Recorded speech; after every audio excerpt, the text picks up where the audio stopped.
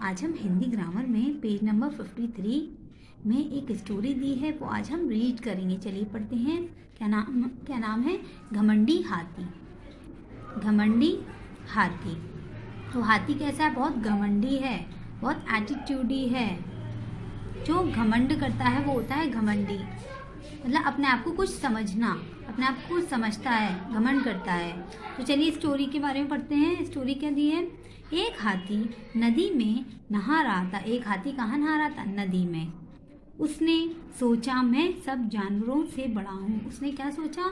मैं सब जानवरों से बड़ा हूँ, मतलब दिखने में बड़ा है तो वो अपने आप को सबसे बड़ा समझने लगा।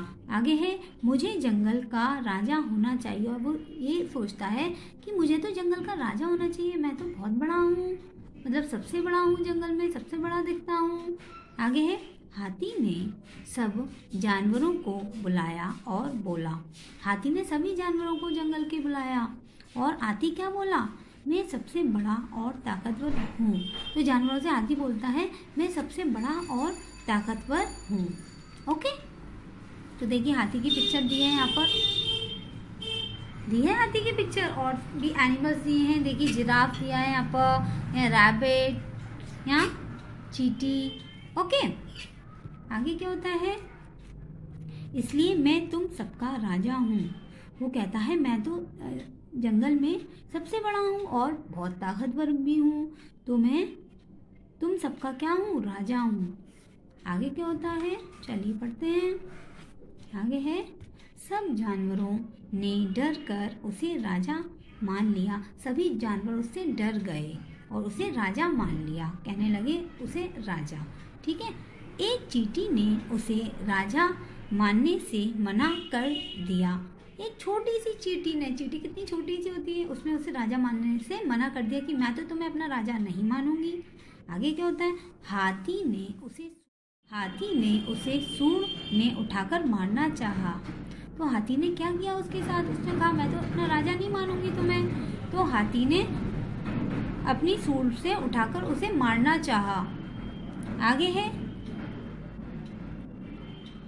आगे चींटी ने हाथी की सूंड में कई जगह काट लिया। और चींटी ने क्या किया? हाथी की सूंड में कई जगह काट लिया। हाथी तड़प उठा, मतलब हाथी के तकलीफ होने लगी, परेशानी होने लगी, दर्द होने लगा। जब चींटी काटती है तो कितनी तेज लगती है, कितनी तेज जलन मचती है। आगे है, उसने चींटी को सूंड से बाहर निकालना चाहा। उसकी वो तो सूंड में घुस गई थी और वो सूंड से कैसे निकाले?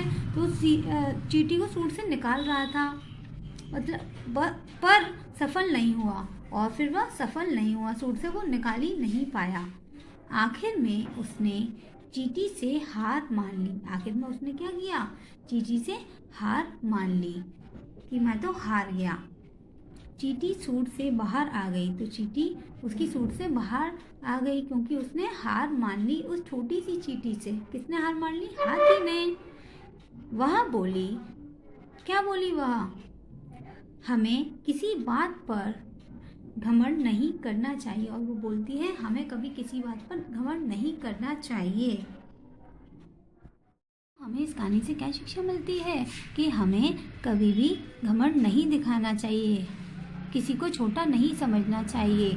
जैसे हाथी इतना बड़ा था और इतनी सी चींटी से 2 मिनट में हार गया, तो उसने घमंड दिखाया तो उसका घमंड क्या हो गया? उसका घमंड चूर चूर हो गया, उसका घमंड टूट गया, क्योंकि वह इतनी सी चींटी से इतना बड़ा होके वो हार गया। ओके बच्चों, तो आपको कहानी कैसे लगी? अच्छे से रीड करिएगा। Okay, till then bye bye.